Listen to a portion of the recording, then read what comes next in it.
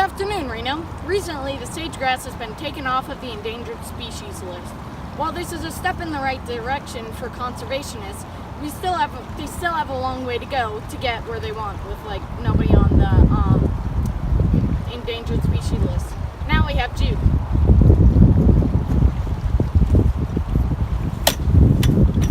I didn't watch the traffic report this morning. Did you take I-80? No. You should have taken McCarran. Yeah, I took Rock. We're live. Oh, live. Yes, Adam. Up first on this programming, we will be talking about habitat loss in the Nevada area. Habitat loss is when a habitat, like a forest or wetland, is so Altered? altered. It's altered so dramatically that it can no longer sustain the species that live inside of it. Plants and animals native to Nevada have been pushed out of their homes because of this. Would you like to introduce yourself? Sure. My name is Dan Hoddle, and I am a public affairs officer with the U.S. Fish and Wildlife Service. How long have you been with this organization? I've been with the Fish and Wildlife Service for about 3 years, but with the federal government for about 18. Wow. What is your job, or what do you do here? I'm the spokesperson and public relations officer, so what that means is I educate the public about what the Fish and Wildlife Service does across the country. Okay. How many species in Nevada have been impacted due to loss of habitat? We have almost 40 species that are protected by the Endangered Species Act in Nevada. About half of them are endangered species, about half of them are protected species or threatened species, and then some of those are even plant species. So we have a number of wildlife like greater sage grouse, and we have a number of fish like the Lahontan cutthroat trout, which is also the state fish in Nevada. And then we also have spring snails, we have amphibians, frogs and toads. So there's a lot of different things that are affected by habitat loss, and that habitat loss means a lot of different things. Why should we protect these species, and what do they offer to Nevada? Well, in the case of a lot of our threatened endangered species, these are species that if we don't do something to protect their habitat, especially in Nevada, which is one of the driest states in the country, we could run the risk of losing these animals altogether. And that means that there may only be a handful of them left in some cases.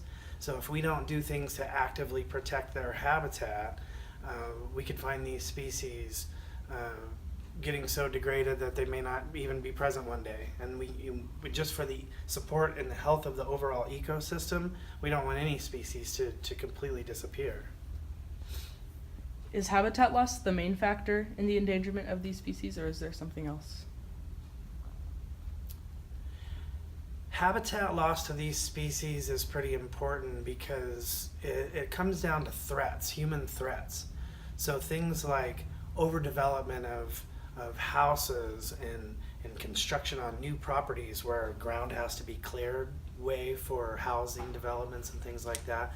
These are all disturbances, there could be disturbances to habitat of threatened and endangered animals. You also have overgrazing, too many animals grazing out on the landscape where there's protected species. You have wildfires, you have other threats that are human caused. So habitat loss is probably half of the equation. The other half is things like predation, other animals eating the animals or hurting their habitat or their population numbers that way. What could the average civilian do to help protect these species?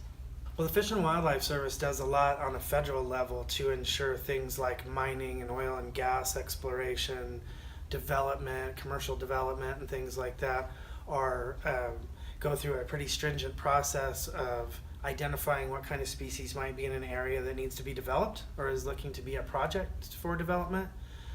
We also look at, we enforce the regulations of the Endangered Species Act to ensure that some of these projects are done smartly so that people are either minimally impacting or not impacting animals or wildlife, fish at all.